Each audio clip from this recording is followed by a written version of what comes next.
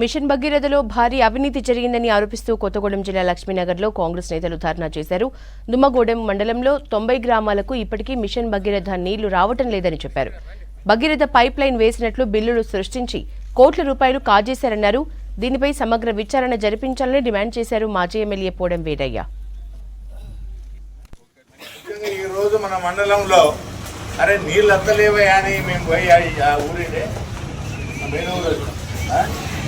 జిమ్మలగూడెం వస్తే అక్కడ నుండి డీ గారికి ఫోన్ చేస్తే లేదు సార్ నీళ్ళు వస్తున్నాయి బాగానే ఉన్నాయన్నాడు. అది ఇక్కడ పైపు లేదు, పైపు లైన్ లేదు, ఇక్కడ ఒకటి మాత్రమే ట్యాంక్ కట్టిండ్రు, మీరు ఎట్లా ఎక్కిస్తారు అని అంటే నీళ్ళు వస్తున్నాయి సార్ అని చెప్పాడు తప్ప ఇప్పటి వరకు కూడా ఆ విలేజ్లో నీళ్లు కానీ సుక్క వాటర్ రాలే.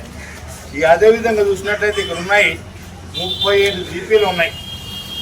37 జీపీలలో కనీసం నీళ్ళు వచ్చే జీపీలు కనీసం 7 ఉన్నాయని అంటే 7 కూడా లేవు.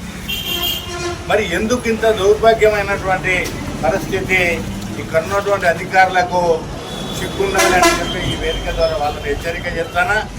మీరు తప్పనిసరిగా తప్పు చేసినారు కనుక తప్పుకు బాధ్యులుగా మీరే రెక్టిఫై చేసి మీ ఇంట్లో నుండి కడతారా లేకపోతే మీ జేబు నుండి తెచ్చుకుంటారా బిల్లులు చేసినటువంటి అధికారులు